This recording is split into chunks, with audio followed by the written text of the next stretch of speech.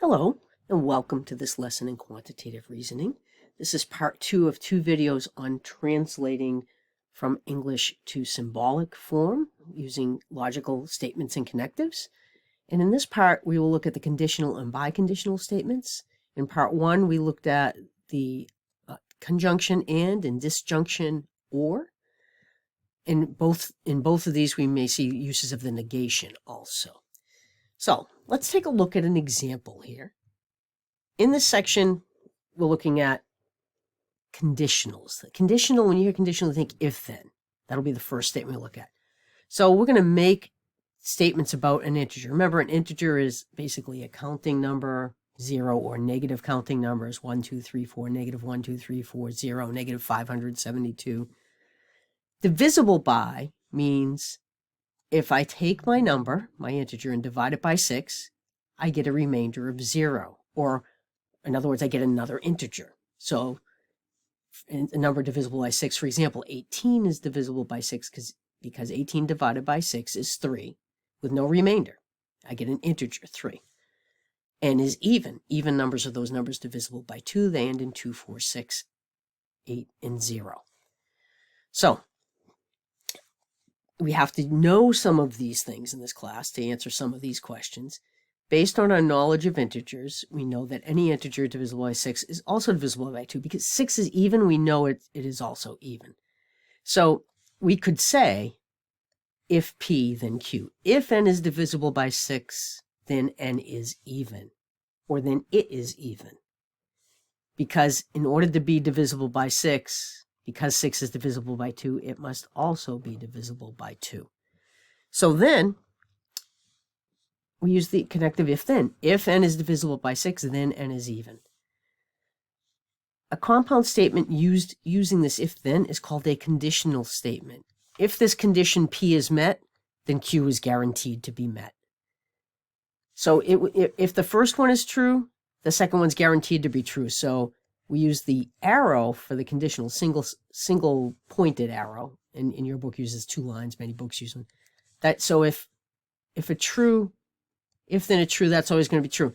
We're not going to get too much into the evaluation of conditionals, but it turns out if N is divisible by 6, you really can't tell whether N is even or not if you don't know any, if all you know is it's not divisible by 6, maybe it's divisible by 4.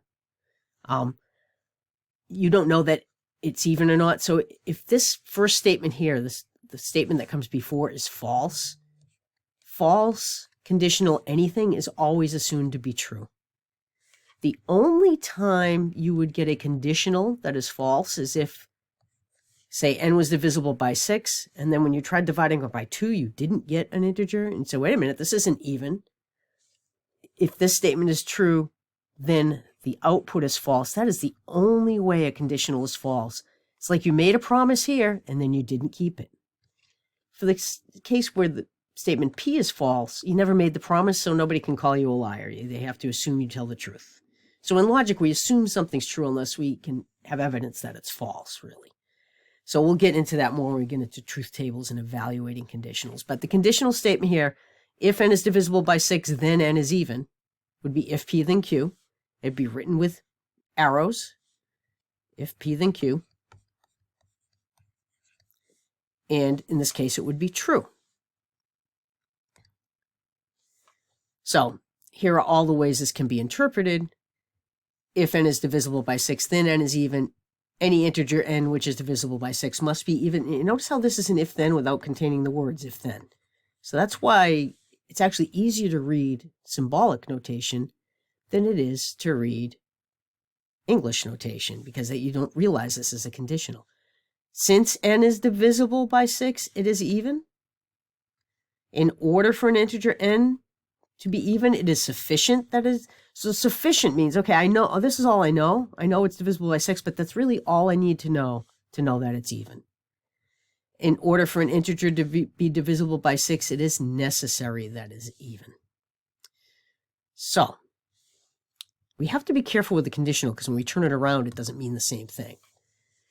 If P, then Q. So you have P, I'm just going to draw single arrows for the sake of simplicity, Q. This is called the P is the antecedent, the one that comes before. Ante meaning before. Consequent, think of the word consequence. It's something that happens as a result of actions. This is the one that comes after the arrow. I mentioned this a moment ago, but we're going to look at how to determine these truth values. And means and, or means or, and not means not. But in order for P implies, if P then Q to be true, Q must be true whenever P is true. If P is false, it turns out the whole statement has to be taken as true because you have no evidence of a promise not being kept. The only time this is false is if you have a true followed by a false. If you pay your tuition, you will stay in classes. You'll be kept in your classes. So you paid your tuition and then they withdrew you from classes anyway, you'd be all upset. But if you didn't pay your tuition, you couldn't be upset about that, right? If you didn't pay your tuition and they didn't take you out, you wouldn't be upset either. So just keep in mind that the only case that's a false is true, followed by a false for the conditional. The first thing happens, the antecedent happens, the consequent doesn't. That means the promise made in the if-then statement was false. So here are two simple statements. You live in Europe, you live in Paris. Now, if you live in Europe, then you live in Paris. Well, you say, well, that's not necessarily true. There's lots of other cities in Europe, okay? That doesn't mean the same. If you live in Paris, you do actually live in Europe. So if you turn that around, that statement is true. But I could live in Europe and not be living in Paris, and that statement could be false. So when you changing the order makes a difference in the if-then, and it's the only one that only connective that it makes a difference. If you live in Paris, then you don't live in Europe. If you don't live in Paris, then you don't live in Europe. So none of these are actually true.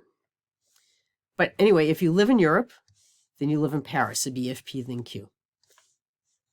We're just translating these without regard to whether they're true or false. So for B, if you live in Paris, that would be start with statement Q. The one that follows the if is the one that goes before the arrow.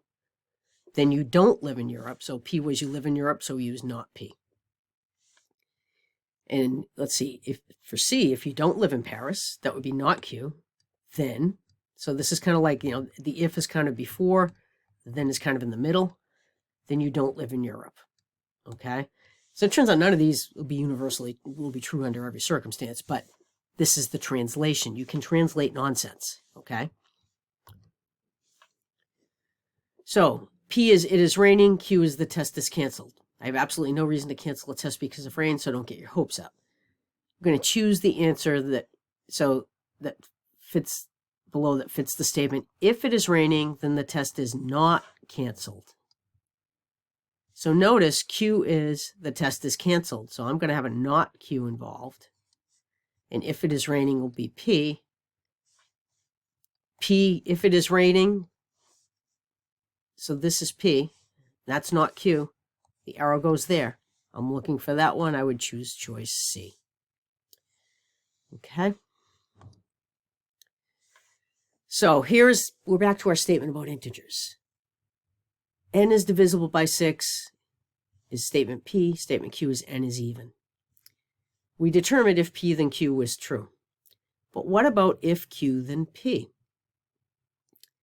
Just because if P then Q is true does not mean if Q then P is true. I can have an even number that is not divisible by 6. So if N is 4, statement Q would be true and statement P would be false. And if I have a true then a false, that is a false statement. So turning the if then around doesn't give you the same meaning. It's called the converse, and it's a logical error when you do this in an argument. It's error of the converse. A conditional statement is converse quite different. Order matters in the conditional. And that is the only connective in which order makes a difference. So you have to be more careful when you evaluate conditional statements. When I evaluate an and statement, I just look at P, look at Q, and if I see two trues, it's true. You can't, or if I look at an or statement, if I see either one of them is true, it's true. I don't care what the order is. And an if then, you do care what the order is. The only one that gives you a false is this case where the first is true and the left is true and the right is false, that gives you a false. All of the other things that could happen would result in a true for the if-then. So you have to pay attention to the order. So sometimes a conditional statement, the converse, has the same truth value. For example, they give you an example here. I'm going to use a more language-based one. If today is Tuesday, then tomorrow is Wednesday. Well, if tomorrow is Wednesday, then today is Tuesday. That's always true. That's because I didn't use the strongest statement I could when I said that. I could have used an if and only if, or a biconditional. So sometimes somebody can say an if-then statement. Like I can say, if n is divisible by 2, then n is even. And if n is even, then n is divisible by 2. Those are both true. But the truth is I've just used the definition of even in statement P. So n is even if and only if n is divisible by 2. And n is divisible by 2 if and only if n is even is a stronger relationship between these two statements. In the biconditional, if it never happens that P is true when Q is not true. It never happens that these have opposite meanings. If P is false, then Q is false. So if the number is not divisible by 2, the number is not even. So it turns out if you do false, if and only if false, that's actually a true statement. That means, yes, that's what I expect. They go together. Whatever one is, the other also is. And so if one's true, the other's true, that's also a true statement. But if you have one side is false and one side is true, that's going to give you a false statement for the biconditional. N is divisible by 2 if and only if n is even. So if you had a number that was divisible by 2, but not even, then you violated what you just told. You know, if you assume the if and only if was true, you say, wait a minute, it wasn't. So if biconditional order doesn't matter, but the way they're true is if both sides are the same. This says both of them will be the same. They will have the same truth value. And here are other ways to say it. An integer n is divisible by 2 if and only if it's even. In order for an integer n to be even is necessary and sufficient for it to be divisible by 2. An integer n is even if it is divisible by 2 and vice versa. There's all kinds of ways in English, but the nice thing is in math class, this is how we say it. We identify statement P is an integer n is divisible by 2. Statement Q is an integer n is even, and we can just write it like this, really short. Those of you who don't like to write a lot, you're going to like this. So, following, you live in South America is statement P, you live in Rio de Janeiro is statement Q. Write these in symbolic form. You don't care if they're true or not. You live in South America if and only if you live in Rio de Janeiro. Now, that would be silly because you could live in South America without being in Rio de Janeiro. But you would write P if and only if Q. So if and only if gets replaced by that double arrow, double-sided arrow. Not Q. So you do not live in Rio de Janeiro. That would be not Q. If and only if is the double arrow. You do not live in South America, not P. So you can almost go section by section. You've covered this with the not Q. You've covered the if and only if with the symbol. And you've covered the you do not live in South America with not P. So you've completed your translation. And that's down here in part B. Don't make this more difficult than it is. You need to develop a process of reading and translating a piece at a time. So let P be it is snowing. Let Q be school is canceled. I don't know if we'll ever have those snow days again. We may just go remote on those days from now on. Who knows? Choose the answer below that fits the statement. School is canceled if and only if it is not snowing. I know that sounds silly, but P is it is snowing. Q is so this will be Q. This will be my double arrow. And not snowing will be not P. So I'll have Q, double arrow, not P. And that would be this one. So that's how you translate. Focus on the translating. Don't worry too much about the meaning yet. That's coming next. Okay, I've been introducing it here through these videos. That is all I have for this lesson, and I will see you in class.